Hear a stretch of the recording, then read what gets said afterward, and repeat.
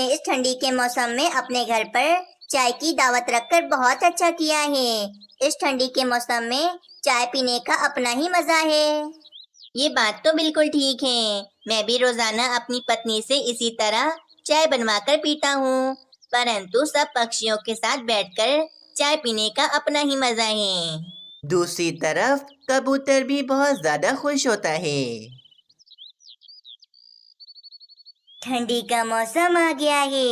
अब मैं अपना आइसक्रीम का व्यापार दोबारा से शुरू करूँगा और ठंडी के मौसम में आइसक्रीम खाने का तो मजा ही अलग है। फिर वे कबूतर ठंडी के मौसम में आइसक्रीम का व्यापार खोल लेता है। आओ आओ पक्षियों, ठंडी के मौसम में ठंडी ठंडी आइसक्रीम खाओ।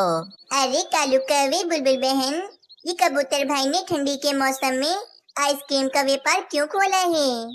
अरे तो अच्छा है ना मीनू चिड़िया, ठंडी के मौसम में ठंडी ठंडी आइसक्रीम खाने का तो बहुत मजा आता है। हाँ मीनू चिड़िया, कालू कौवा बिल्कुल ठीक कह रहा है। चलो ना भाई, हम तीनों भी जाकर कबूतर भाई की ठंडी ठंडी आइसक्रीम खाते हैं। फिर वे तीनों पक्षी आइसक्रीम खाने कबूतर के पास आते हैं। अरे कबूतर, तुमने तो मेरा दिल ही जीत लिया। ठंडी के मौसम में ठंडी ठंडी आइसक्रीम का व्यापार शुरू कर कर। परंतु कबूतर भाई, हमें इस ठंडी के मौसम में ठंडी ठंडी आइसक्रीम नहीं खानी चाहिए, इससे हमारी तबीयत भी खराब हो सकती है। अरे मीनू चिड़िया, ये सब बातें तो होती रहेंगी, हमें तो जो दिल करे वो कर लेना चाहिए, गर्मी या सर्दी नहीं देखनी चाहिए। अच्छा अच्छा कबूतर भाई, अब जल्दी जल्दी हम तीनों पक्षियों को आइसक्रीम दे दें। बस फिर वे तीनों पक्षी मजे से आइसक्रीम खाते हैं। अब तो रोजाना ही कबूतर की दुकान के सामने पक्षियों की भीड़ लग जाती थी। पक्षियों को कबूतर की आइसक्रीम बहुत पसंद थी। अरे पक्षियों, ये तुम सब क्या कर रहे हो? ठंडी के मौसम में इतनी आइसक्रीम खाना ठीक नहीं, तुम सबकी तबीयत भी खराब हो सकती है। अरे नहीं नहीं मीनू चिड़िया, कुछ नहीं होता। अगर हम आइसक्रीम ठंडी के मौसम में नहीं खाएंगे तो क्या गर्मी के मौसम में खाएंगे? हाँ रंगीन पक्षी, आइसक्रीम गर्मी के मौसम में ही खाते हैं, ठंडी के मौसम में तो आइसक्रीम बहुत ज्यादा नुकसान करती है। दूसरी तरफ जंगल के सभी नन्हे पक्षी आइसक्रीम खाने का प्लान बना रहे होते हैं। चलो चलो सारे पक्षी आ गए हैं।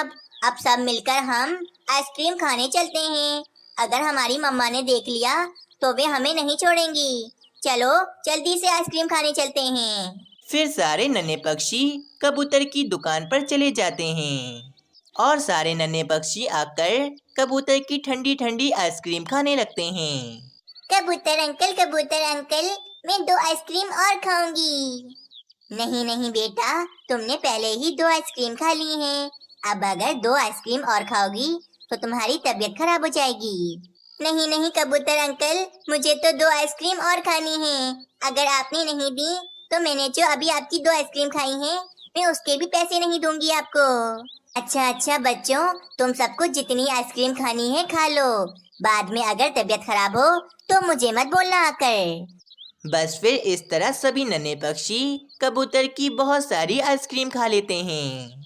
कुछ दिन ऐसे ही चलता है, परंतु आहिस्ता आहिस्ता सभी नन्हे पक्षी बीमार होने लगते हैं। ये हम सब पक्षियों के बच्चे इस तरह एक साथ बीमार क्यों हो गए हैं? पक्षियों, मैंने तो सबको पहले ही कह दिया था कि ठंडी के मौसम में आइसक्रीम खाना ठीक नहीं है, और मैंने कई बार नन्हे पक्षियों को भी छुपकर आइसक्रीम खाते हुए देखा है। ये आप क्या कह रहे हैं? हमने तो कबूतर भाई को सख्ती से मना किया था कि कबूतर भाई किसी भी नन्हे पक्षी को एक आइसक्रीम भी खाने नहीं देंगे, लेकिन फिर भी कबूतर भाई ने हमारी बात नहीं मानी।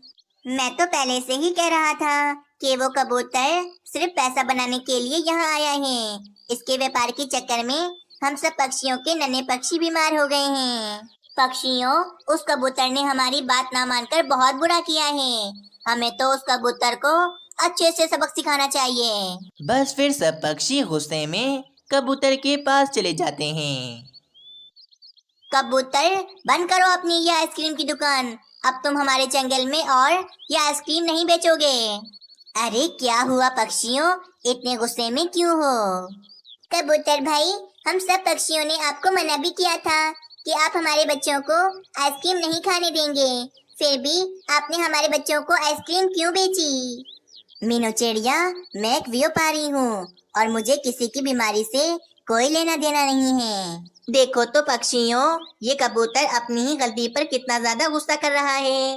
बस अब तुम अपना ये आइसक्रीम का धंधा बंद करो, वरना हम सब पक्षी मिलकर तुम्हारी पूरी दुकान को तोड़ फोड़ देंगे। अच्छा ठीक है पक्षियों, मैं अपना ये आइसक्रीम का धंधा बंद कर देता हूँ। अगली सुबह हो जाती है। कबूतर बहुत ज्यादा ही परेशान होता है। बहुत गलत किया है पक्षियों ने मेरे साथ, मेरा धंधा बंद करवा दिया। अगर मैं उनके बच्चों को आइसक्रीम नहीं बेचता तो मैं पैसे कैसे कमाता फिर? परंतु अब मैं उन पक्षियों को उनके किए की सजा जरूर दूंगा, नहीं छोड़ूंगा मैं उन पक्षियों को। अगले दिन कबूतर अपनी आइसक्रीम की दुकान में चाय का व्यापार खोल लेता है। मीनू चिड़िया, तुम्हें पता है कबूतर ने अपनी आइसक्रीम की दुकान पर चाय रख ली है और अब वे पक्षियों को चाय बेच रहा है। चलो ना, हम भी चाय पी कर आते हैं। नहीं कालू कौवे, तुम चले जाओ, मुझे अभी किसी काम से पास के जंगल में जाना है। ये कहकर मीनू चिड़िया पास के जंगल में चली जाती है और सब पक्षी कबूतर की दुकान पर चाय पीने आ जाते हैं। कबूतर भाई, ये व्यापार आपका बिल्कुल ठीक है, अब हमें कोई मसला नहीं। पियो पियो पक्षियों, चाय पियो, क्योंकि मैंने इस चाय में बेहोशी की दवा मिलाई है। अब ये चाय पीते ही तुम सब पक्षी हो जाओगे बेहोश। तुम सबके बेहोश होते ही मैं तुम सबके घरों से सारा भोजन लूट लूंगा और जंगल से हो जाऊंगा रफू चक्कर। तुम सब पक्षियों ने मेरा आइसक्रीम का धंधा बंद करवाकर मेरा नुकसान किया था ना, अब मैं इसी तरह अपने नुकसान की भरपाई करूंगा। कबूतर की चाय पीते ही सभी पक्षी बेहोश हो जाते हैं।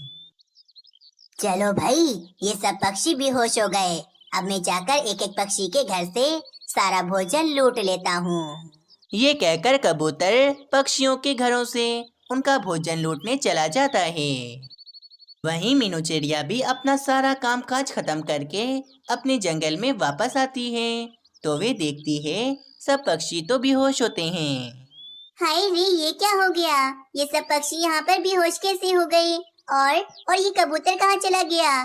कहीं ऐसा तो नहीं कि कबूतर ने ही सब पक्षियों को बेहोश किया हो ताकि वे सब पक्षियों के घरों से उनका भोजन लूट सके?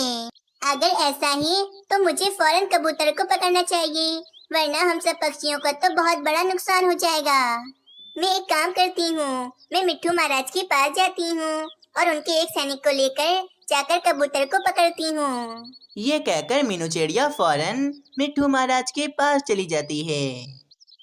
दूसरी तरफ कबूतर ने सब पक्षियों के घरों से काफी सारा भोजन जमा कर लिया होता है।